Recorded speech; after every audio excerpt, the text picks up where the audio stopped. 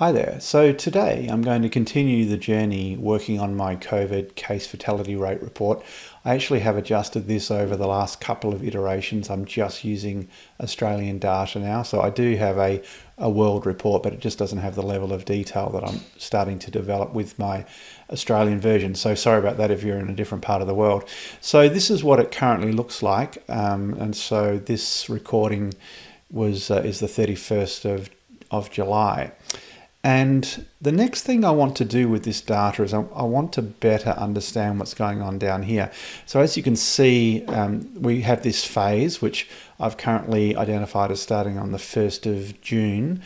And the cases are taking off, but the deaths don't seem to be following. Now, this is my theory. Time will tell whether I'm correct or not.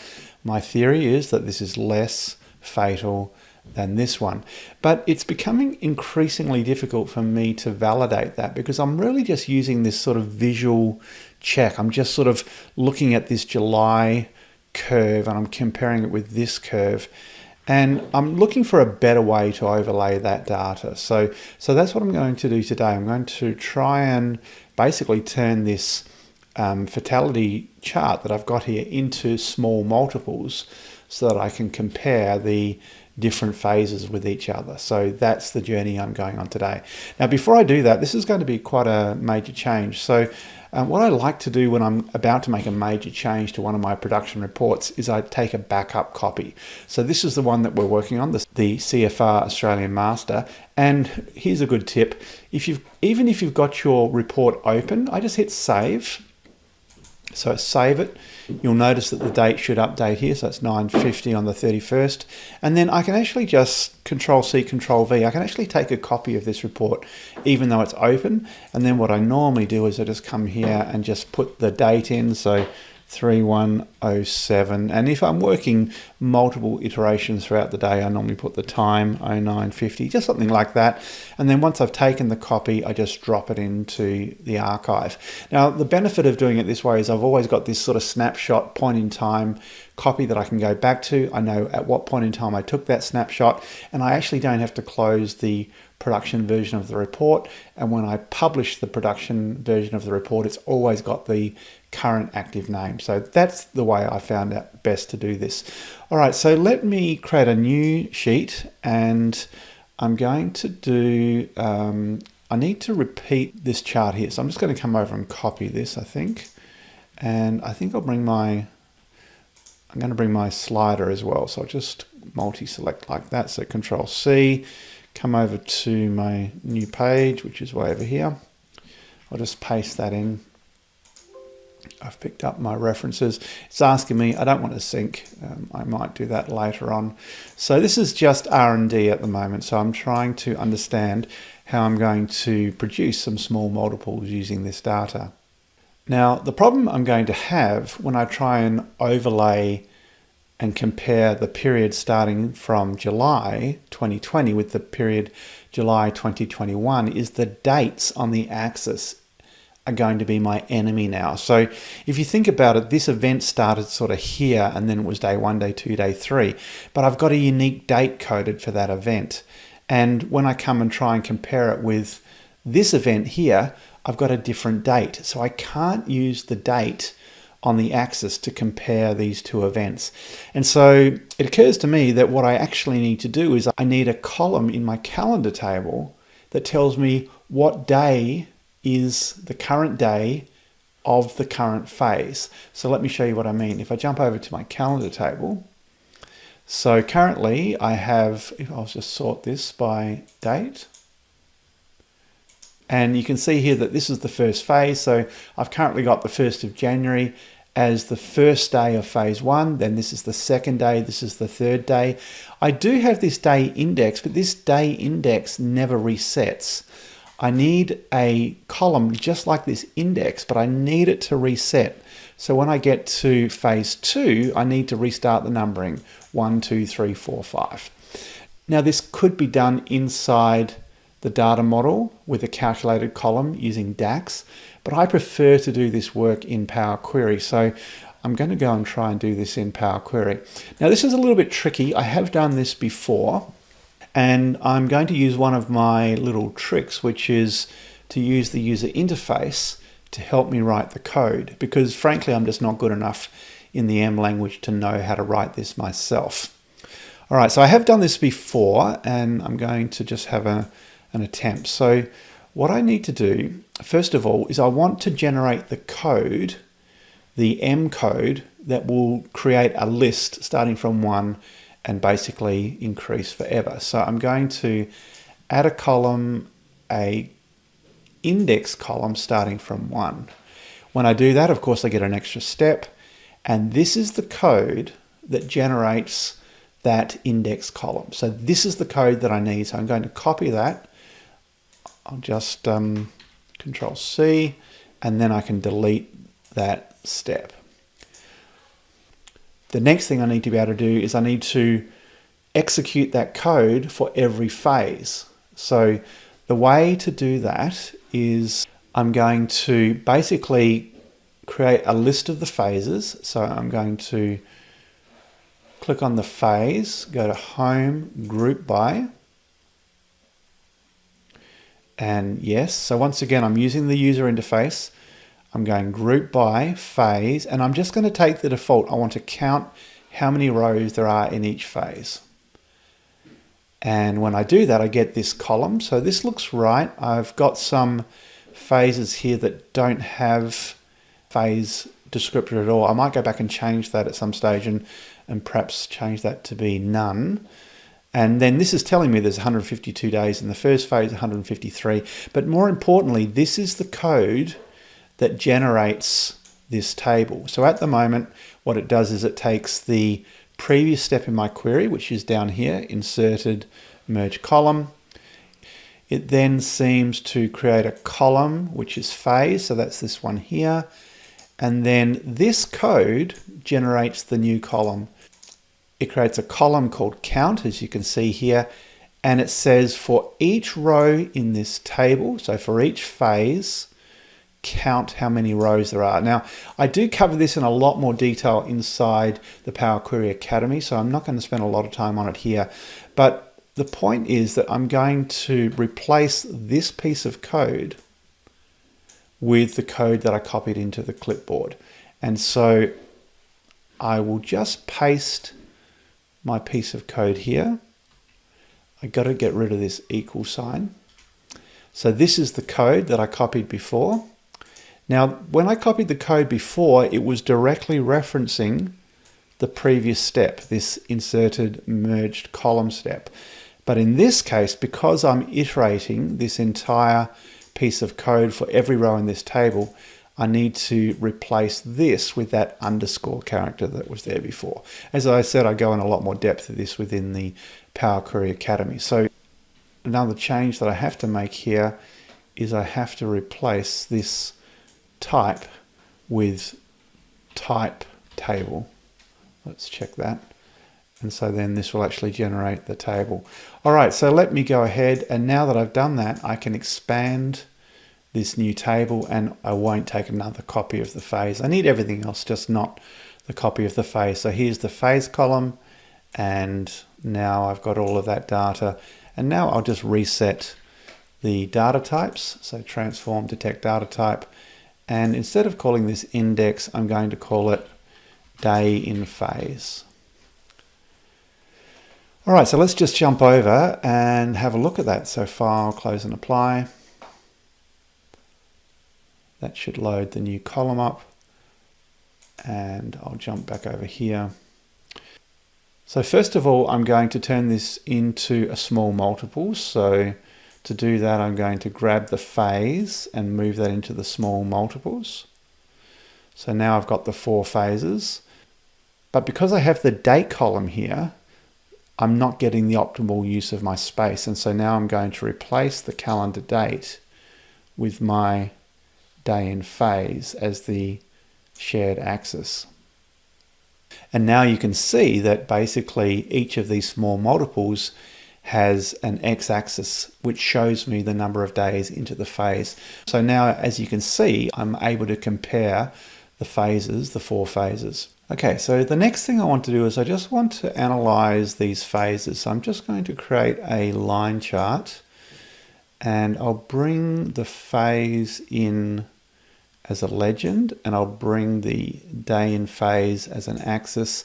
And the most data we have are the cases. So I'm going to bring the, I think it's called new cases. I'll just bring the new cases in. I just want to have a look at this data for a moment. So when you look at this, I'm not actually convinced that I've got the starting point correct for these phases. You can see that phase 1 had this huge lag, and from memory, well, there are actually some cases here early on, but there's some period here where there were no cases. From memory, when I set my phases, I just started at the start of 2020, and that's probably not the most scientific way of doing it. And I just did like a visual inspection and made a decision on this one, and I'm not sure that that's the right way either. So with that in mind, let me just switch this over to a matrix and I'll sort this by day in phase. And you can see here that the first day of phase, I've got this sort of random number of cases, which is going to be the case. I seem to remember from some online documentation at some point in time that some of the reporting used like the 100th case as the starting point to try and trigger the current wave of event.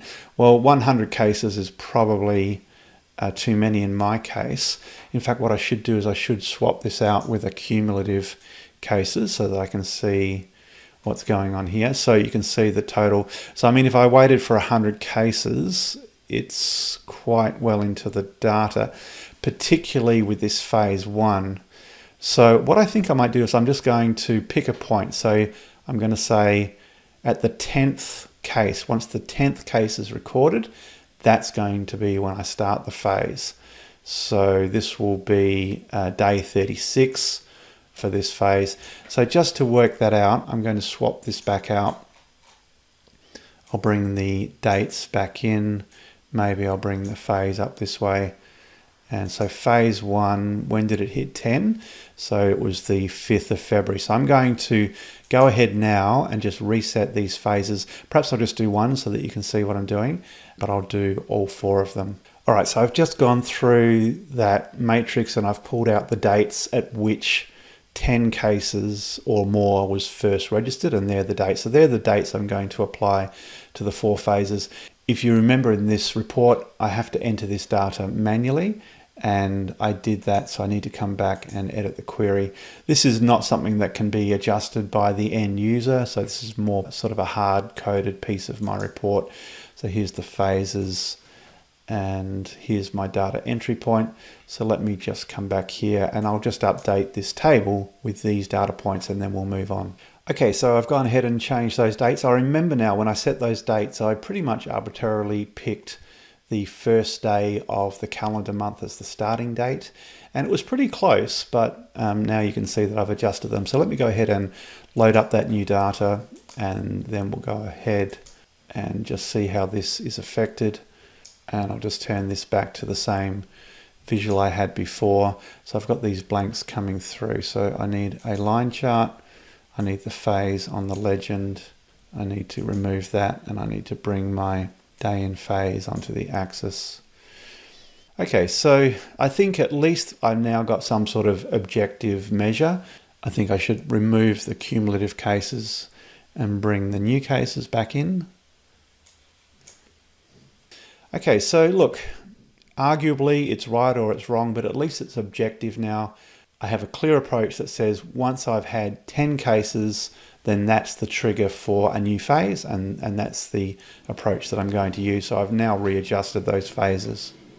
All right, so let me delete that now. I've got my phases set up. I've got this blank phase. I really need to filter that. I don't really want to see anything that's blank anymore. So I think I'll just put a phase filter on all pages. I can't see any reason why I'll want to have a look at that. So I'll just, once again, I'm not going to hard code. If I do this, what that will do is it will mean that if I add a new phase, this is going to have to change. So it's better if I come in here, do an advanced filter and say, is not blank. That's a better way of putting that filter. It's more scalable in the future. All right, so this is looking pretty good. I've got my lead lag. That might actually be adjusted now, given that I've changed the start of my phase, but let me just put that back at 19. Now, really what I would like to do is I'm trying to get rid of this noise, because my objective is I'm trying to understand, is this pattern the same, better, worse than this pattern?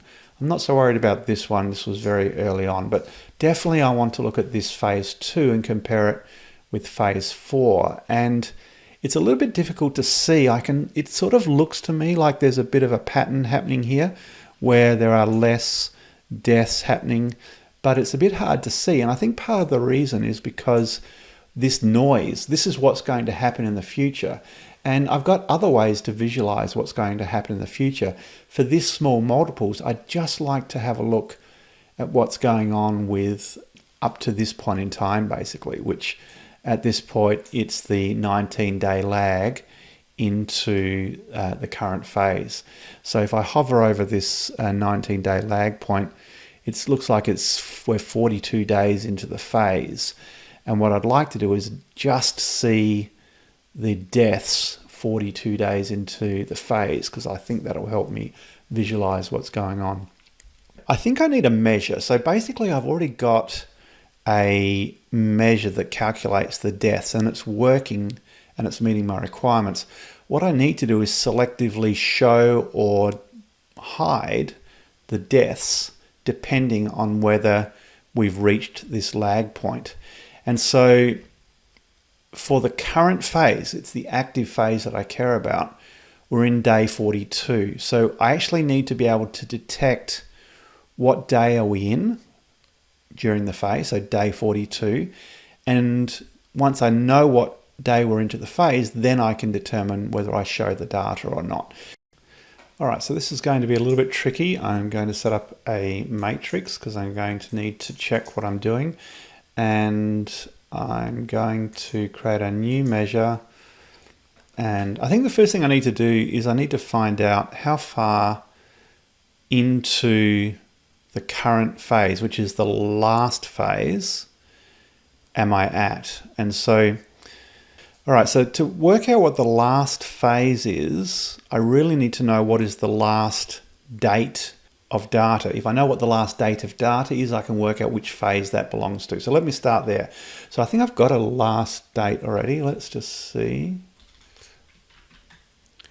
Latest data. Let me just see what that returns. I'm pretty sure that's a measure that returns the date of the latest data that I've got loaded. So let's just throw that into the visual. You need to check these things. 31st of the 7th, that's correct. So this is the date of the last data. So let's start to write some variables. Give your variables good names so that you can understand what they do. It'll make it easier when you debug later on. So now I know that's the last date loaded. I need to know which phase does this belong to. And I can use lookup value to do that. So I'll do a variable, give it a good name again.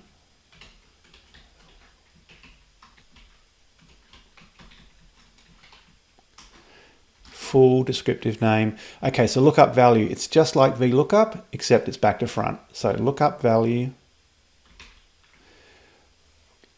read the IntelliSense, it'll help you understand what to do. So what's the result that I want to return?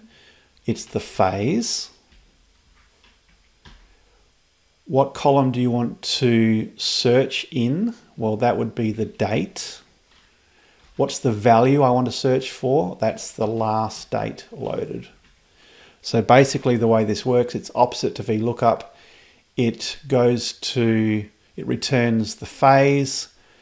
It finds the phase by going to the calendar date and searching for this value. So now I need to test this.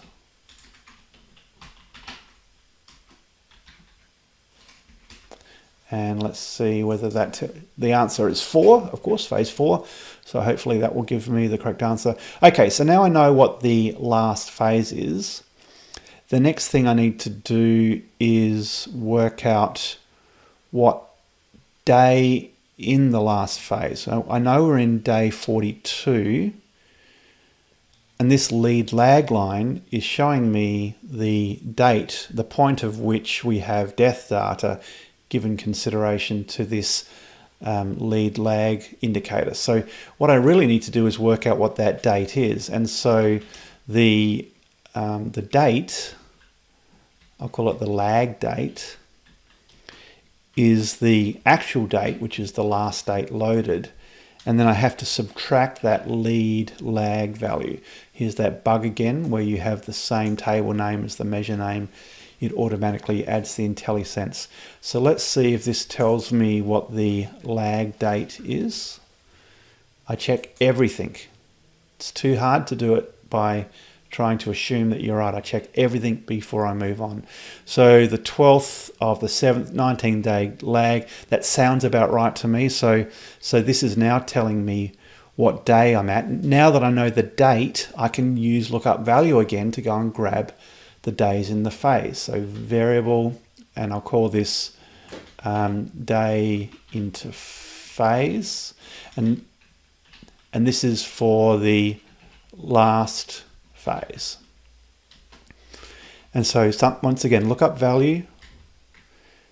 What result do I want? I want the day in phase. I need to go and search the date column. And what am I looking for? I'm looking for this lag date. So go to the calendar table, go to the date column, find the lag date in that calendar date column, and then go and tell me what day in the phase that is. So let's have a look at this. Day into phase. Check it to make sure it's right. I think it was 42 or something like that.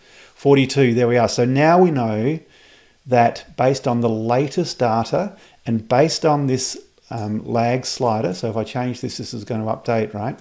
So based on the slider selection I've got and the last data that I've got selected, this green line is telling me that we're 42 days into the phase.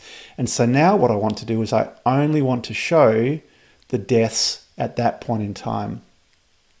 So let me get my measure back here again. And so really this is going to be, I'm going to call it now deaths at equivalent days into phase.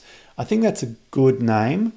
And so I'll go result. And the result is, I know it's day 42. So I think it's just going to be an if statement.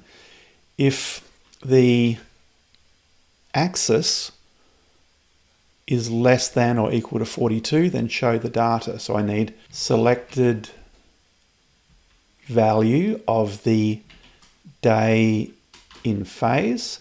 So if the single value for the day in phase is less than or equal to day 42, then give me the death.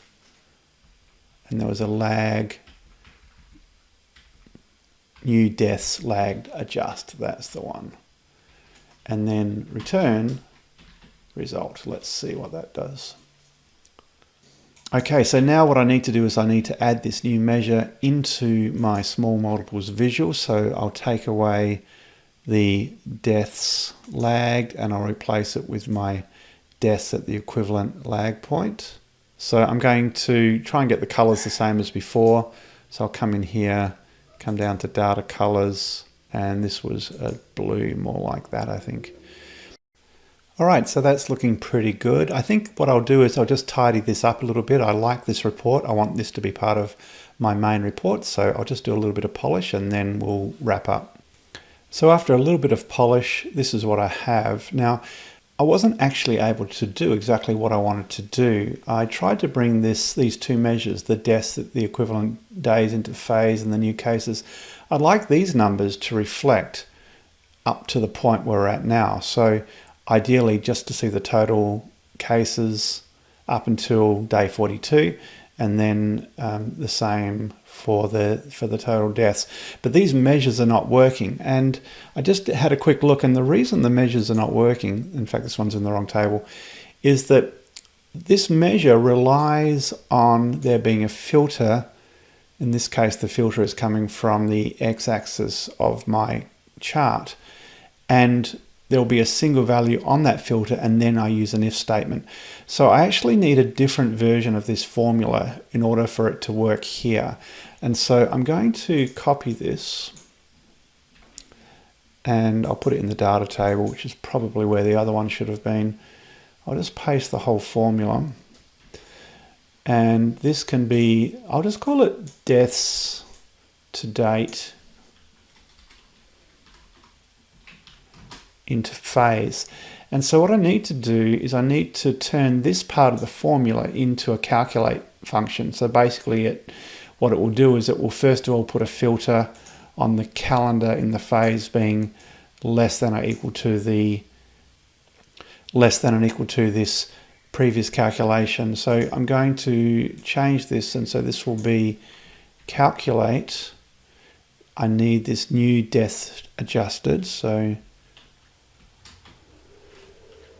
and before I do that, I just need to put a filter to make sure that I only load the data up to and including the last day in the phase. So let's just do that. And so here's the new one. I'll bring that in. So this looks better. So at the equivalent time, 42 days into the phase, we had 98 deaths here, and we have 13 this time. So I'll get rid of the other one. I'm going to repeat the exact same pattern for the new cases. So I'll copy this formula and I'll paste a new one. So this will be total cases, is probably a better name. Total cases to date into phase. And so the formula logic is the same. I just need to use the new cases. So let's just quickly do that, see how that looks.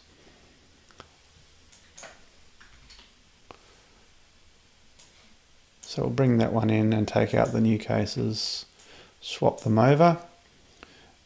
I need to just wrap those up a little bit. All right, so we're total cases to date into the phase. So we're total cases to date into the phase 1126. Let me just fix that formatting. And the deaths to date into the phase are 13. And I think this is where perhaps I could do a new case fatality rate just for this. And so I'll do a new measure. And this will be case fatality rate to date into phase, and that will be divide the deaths to date into phase by total cases to date into phase. And in fact, this is lag adjusted. So let me bring that into my visual.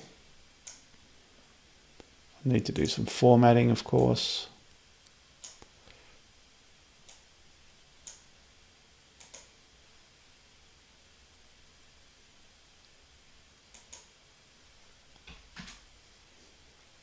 Okay, so there we have it. The case fatality rate for phase 2 was 3.5, and so far in phase 4 we're 1.2, so significantly less deadly than phase 2. All right, so if you're still watching, hopefully you've enjoyed this journey that I'm taking you on. I'm really enjoying being able to build a report that meets my requirements, that helps me understand what's going on. And I'm happy to share this with you, share the process, but also the end result. I will put a link to this particular report as part of my blog and with the video so that you can interact with this report live online if you like.